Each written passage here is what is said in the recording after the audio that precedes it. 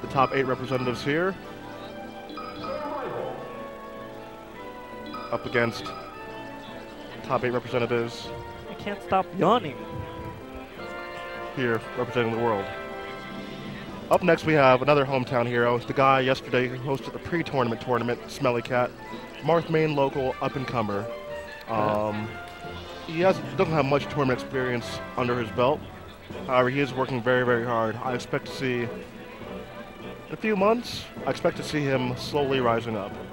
You know, he needs to get someone to play with regularly, but I foresee big things from him. That's what I like to see about new players. When they make the extra effort to get better, they go to tournaments, they get practice with new players.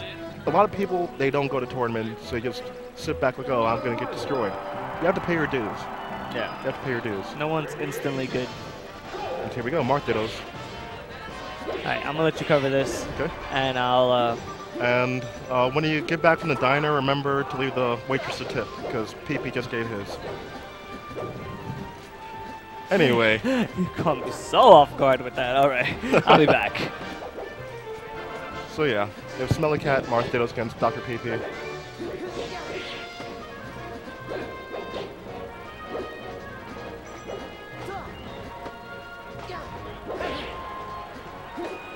Smelly Cat looking really deceptive right now.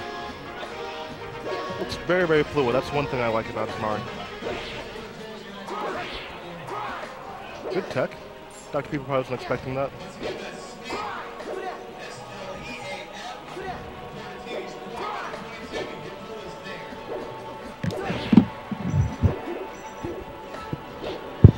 Good bear, and that's going to be the end of Smelly Cat's second stock. Dr. Peepee. The nice little... Oh, never mind. As Cat gets a tip of his own. Dr. Peepee very, very knowledgeable of the ranges. Poking with down tilt, threatening with the F smash. Ends up on the ledge somehow, so...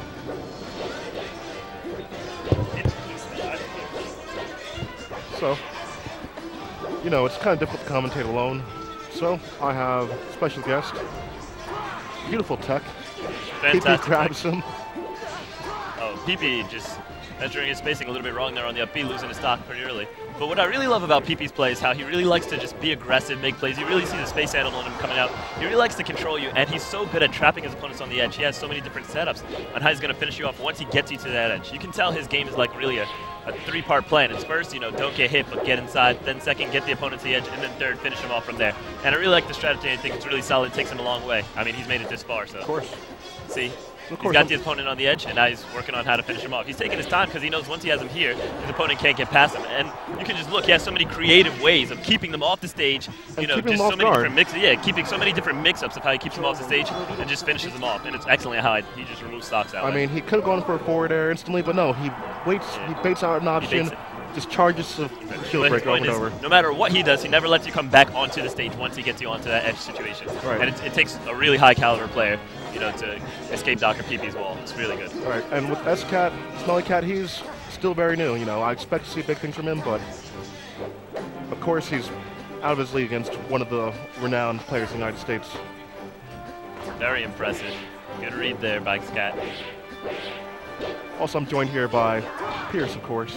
Yes. Those of you that didn't recognize the voice, Pierce is here. How are you doing tonight, Frank?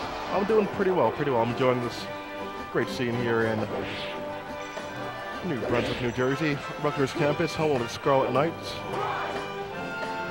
Now, I'm a little surprised S-Cat took that risk there because what he did is he put himself on the edge, but he gave Dr. Peepee an ability to cross him up. And as you can see, he's really suffering for that because he just lost his stock at 45% and gave Dr. Peepee back to stage. He probably would have been better off just getting back to stage since he didn't have a complete edge guard. Instead of edge guarding from the ledge, edge guarding from the stage. And in that way, at least he wouldn't have gotten crossed up by Dr. Peepee. He could have at least started his own ledge trap. But instead, you know, his gambit didn't pay off, and now he's really down in stock suffering for it. Peepee doesn't have a jump, but that time S-Cat decides not to get the ledge, so I'm a little confused. You know, he had Peepee without the jump, so that probably would have been the better time to actually go for the ledge trap. But he decided not to. I think a big part of it is, as a new player, of course, your biggest issue is you're not as solid as these guys. How can I catch them off guard? So mix it like that, and taking a page out of Peepee's notebook right there. Yeah, that was very good. Very good. That's what we call adapting really quickly. Peepee giving very little quarter, No, pinning him down on the mountain. However, he makes it away. Nice cross up there by S-Cat.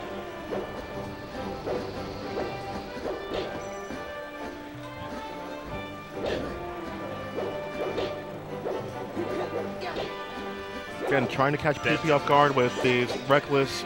Yeah, dancing blade. Very surprising. I don't blame him. That's gonna finish it. Yep. And he's down to his last stock.